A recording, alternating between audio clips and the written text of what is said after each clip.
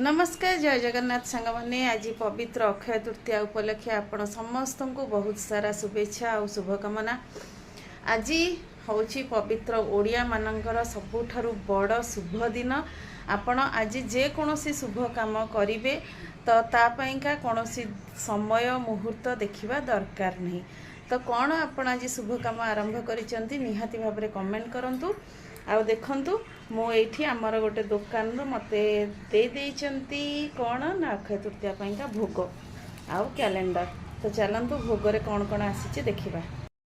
अरे बा मीदाना लड्डू तो को माने आज मीदाना लड्डू खाइबा को भल पाती आज नुह सब बेले निहाती भाव में कमेंट करेंगे।